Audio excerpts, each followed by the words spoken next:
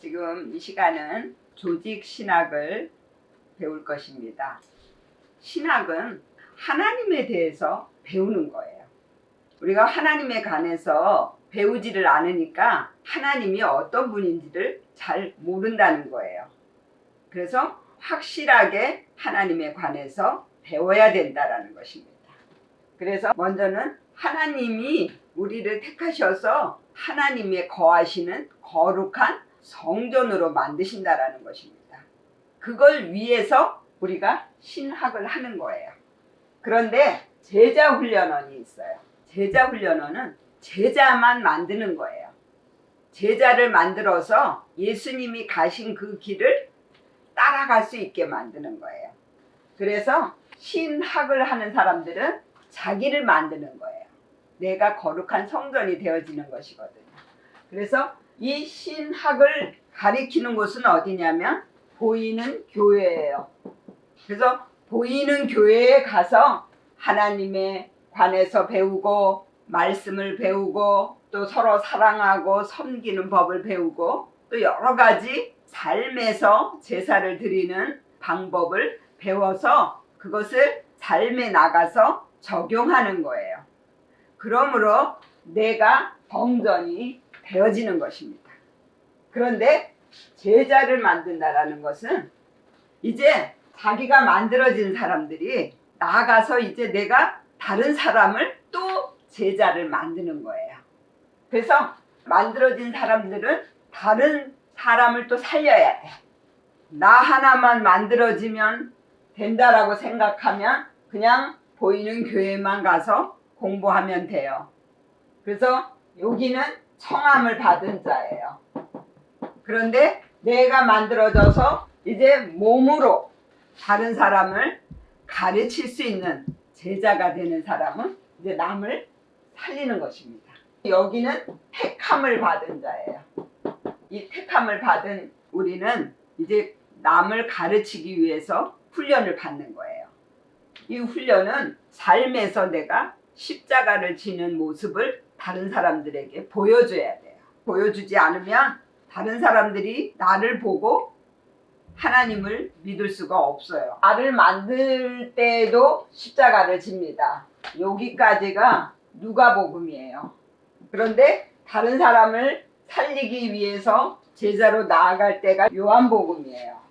그러니까 이것도 다 해야 되고 여기도 해야만 온전한 믿음이 되는 거예요. 그래서 누가복음까지가 창조 6째 날까지 나를 만드는 건데 그러고 나서 여기는 창조 7째 날이에요. 그때에는 하나님은 안식을 하시고 우리가 하나님의 대리자가 되어서 다른 사람을 살리기 위해 일꾼으로 파견이 됩니다. 그래서 요한복음적인 믿음은 부활한 믿음입니다. 안식일적인 믿음이라고도 하고 하늘을 사는 믿음이라고도 표현을 합니다. 그래서 여기는 독수리예요. 독수리는 하늘에서 이 땅을 내려다보고 사는 믿음이에요. 내 육체는 세상을 살지만 내 믿음이나 내 영, 내 마음은 세상을 이기고 사는 삶을 사는 거예요. 그래서 하나님에게 불러냄을 받은 우리는 끝까지 하나님이 원하시는 이 믿음에까지 가야 된다라는 거예요. 그래야만 우리가 하늘나라의 시민권을 얻고 우리 마음속에 천국을 이루고 사는 거예요. 그리고 구약은 그냥 삶에서 필요한 것을 구하는 믿음이에요. 그런데 신약은 바라시는 하나님, 하나님의 요구이십니다. 그래서 이 구약은 가인 믿음을 쫓아서 나온 믿음들이에요. 그러니까 선악과를 먹은 믿음들은 구약적인 믿음이에요. 보이는 육적인 것들을 바라보고 그걸 위해서 늘 기도해요. 그래서 하나님이 은혜로 돌봐주시는 거예요. 그런데 이 구약을 모르면 신약을 알 수가 없어요. 이 구약적인 믿음에서 신약적인 믿음으로 우리가 만들어지는 것입니다. 그래서 이제 신약서부터는 내 마음을 보게 하시는 거예요. 예수님이 오신 것은 내 마음 안에 있는 이 욕심을 버리게 하는 것입니다. 그렇게 하려면 내 생각의 보좌에 하나님이 앉아 계셔야 돼요. 내 생각, 내 혼을 하나님이 잡고 계셔야 되고 말씀이 잡고 계셔야 되는데 선악과를 먹게 되면 영이 죽어요. 그래서 이 영이 혼의 지배를 받게 돼요.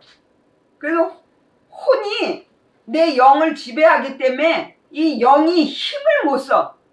이 영은 뭐냐면 하나님을 찾는 마음이거든요.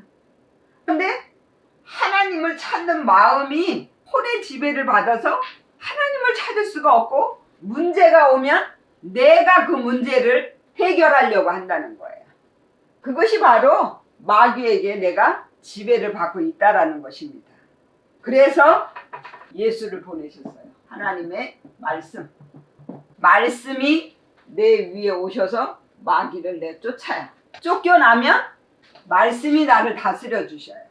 그러면 말씀과 내가 하나가 되어서 말씀을 따르는 삶을 살게 되는 거예요.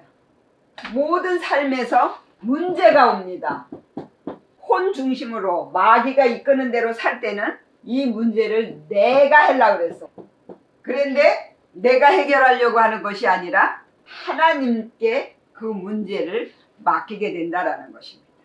그리고 마귀는 우리의 혼을 잡고 우리의 생각을 넘어뜨려서 육신의 정욕, 안목의 정욕, 이생의 자랑을 따라 살게 만드는 것이 마귀가 하는 일이고, 하나님은 우리를 불러내가지고 우리들 마음속에다가 신앙심을 넣어주시는 거예요. 그 신앙심이 하나님이 다 하셨습니다라는 믿음을 갖는 거예요. 그리고 하나님은 정권자예요. 예수님은 말씀입니다. 말씀은 곧 우리에게 교훈을 주시는 것입니다. 그리고 성령님은 감동을 주십니다. 도우심. 그래서 하나님은 전지전능하시고 무소부재하십니다. 어디에도 계시고 못하시는 것이 없습니다. 그리고 온 우주 만물을 다 통치하시는 분입니다. 그런 하나님을 우리가 아버지라고 부를 수 있는 거예요. 아버지는 내가 그분의 아들이라는 거예요. 자녀라는 거예요. 그러면 아버지가 가지고 있는 권세를 우리에게 주시는 거예요. 그리고 예수님, 하나님의 입에서 나온 말씀인데 이 말씀이 육신이 되어서 우리 가운데 오셨어. 그래서 우리에게 천국을 전파해 주시고 하나님 앞에 더 가까이 나아갈 수 있도록 교훈을 주시는 거예요. 이 예수님은 꼭 오셔야만 됐습니다. 오시지 않으면 우리는 계속해서 구약의 제사로 양을 잡고 소를 잡고 비둘기를 잡고 그렇게 매년마다 제사를 드리는 일을 해야 돼요. 그런데 예수님이 직접 대제사장이 되어서 들어가신 거예요. 그래서 이제는 누구든지 자기가 제사장이 되어서 지성소로 하나님 앞에 들어갈 수 있는 거예요. 그래서 이 지성소에 들어가야 내가 죄사함을 받을 수가 있는데 죄인이 어떻게 들어가냐고요. 그래서 예수님이 오셔가지고 하나님과 우리 사이에 막힌 담을 허시고 담대하게 하나님 앞에 나아갈 수 있는 길을 열어주신 거예요. 그래서 예수님이 길이요 진리요 생명이 되시는 것입니다. 하나님 앞에 나아갈 수 있는 길. 진리는 하나님이 우리를 바꿔주시면 율법을 지킬 수 있다. 그래서 우리가 생명을 얻게 됩니다. 그런데 이 모든 길에 방법이 있어요. 이것은 나는 아무것도 할 수 없다. 나는 아무것도 할 수 없다를 할 때 하나님 앞에 나아갈 수 있는 길이 열리는 것이고 이것이 곧 진리고 이렇게 했을 때 내가 생명을 얻는다라는 것입니다. 내가 하겠다고 하면 생기가 죽어버려요. 오늘은 여기까지 하고요. 이제 쉬는 시간을 갖겠습니다.